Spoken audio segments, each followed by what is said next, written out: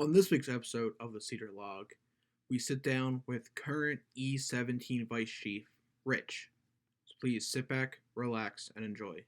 This is Aiden Sikowski, the host of the Cedar Log, and today I'm with Richie Alessandro, our section chief in NE5, and we're going to ask him a few questions.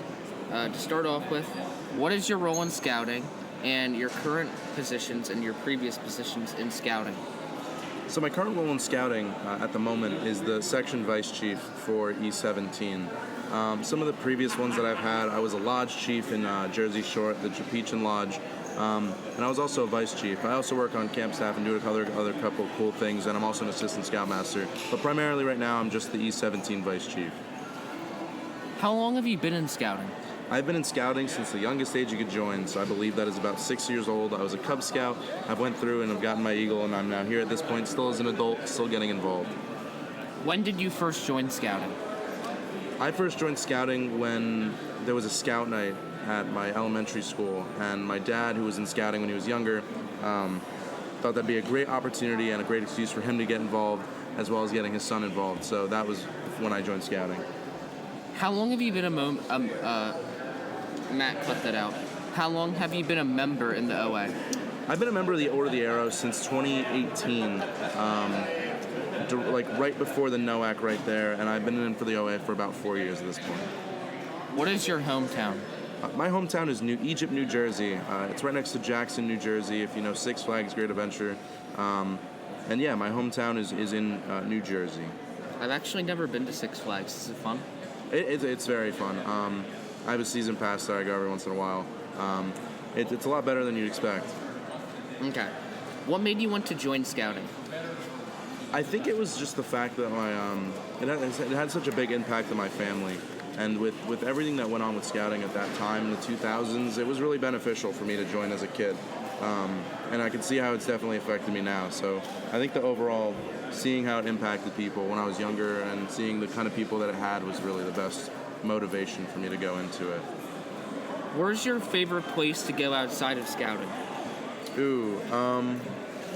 Outside of scouting, I'm a musician, so you can always find me going to see concerts or at a guitar store. But other than that, all I really love to go to is my home summer camp. What's something you do that gives you the most joy in your life? Like I said, I'm a musician. And I'm going to college for that, and really being able to play for people but also play for myself and do music is always something that's brought me a whole lot of joy. Other than that, scouting in general, seeing the impact that I could have on others is really a great way, and it brings a lot of joy to me. What is one embarrassing story from your scouting career? So one embarrassing story. In 2019, I was camping at Onteora Scout Reservation for my summer camp week, and there had been a bear sighting at camp, and knowing the little scaredy cat I was at the time, me and my friends had sat around the fire refusing to go to sleep until 5 a.m. on quote-unquote bear watch, and it was embarrassing because we ended up finding out that later it was just a raccoon that someone had mistaken it for. So we had stayed up all night and did all this work, and we're all scared over a little raccoon. But that was a very embarrassing moment with my troop when I found out the next morning, and me and my friends were a little bit I'm actually a little tired myself. I was up to 2 last night. Yeah, NOAC's been going. It's great.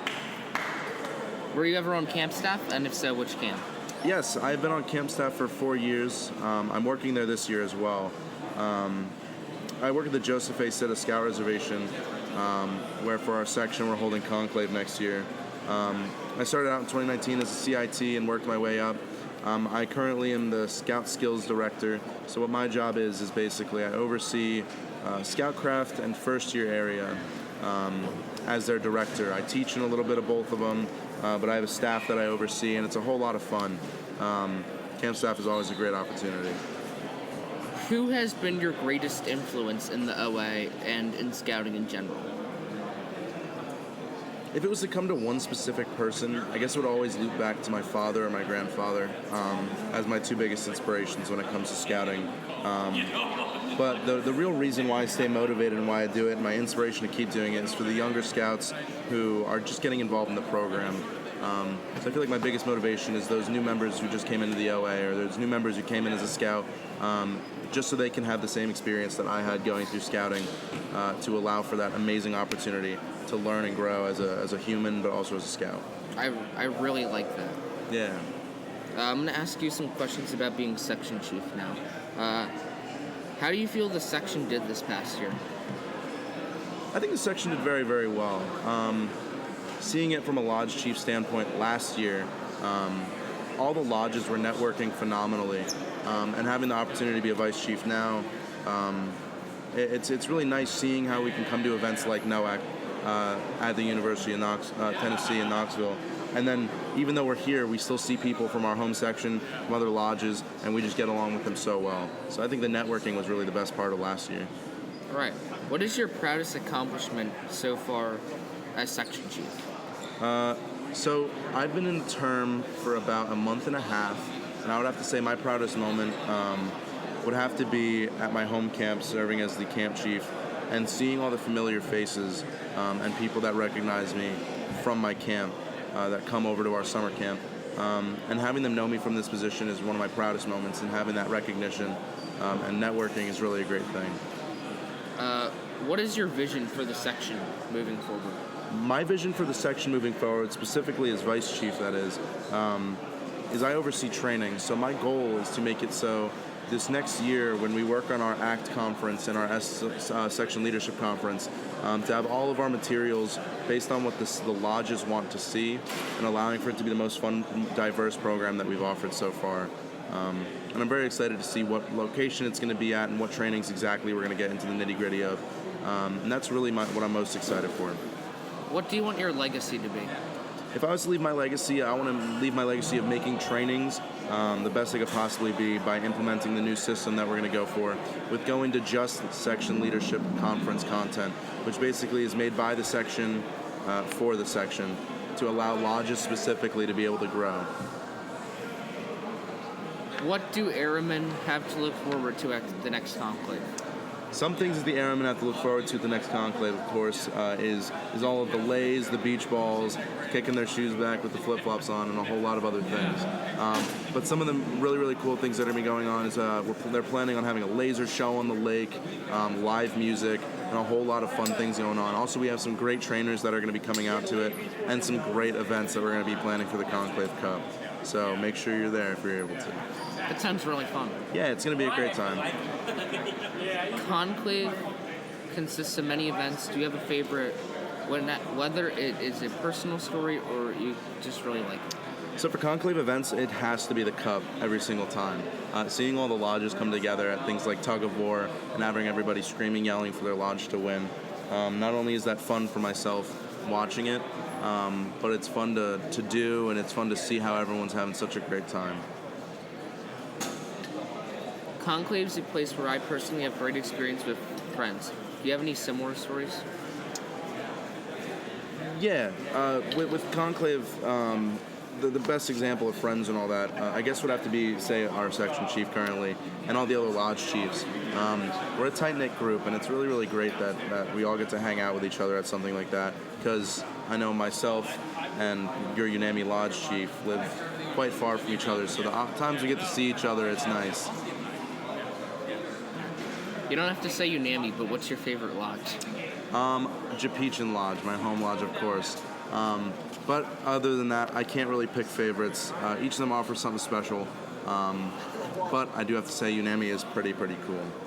Thank you. I'm going to ask you some rapid questions real quick. All right, that's fine. What's your favorite food?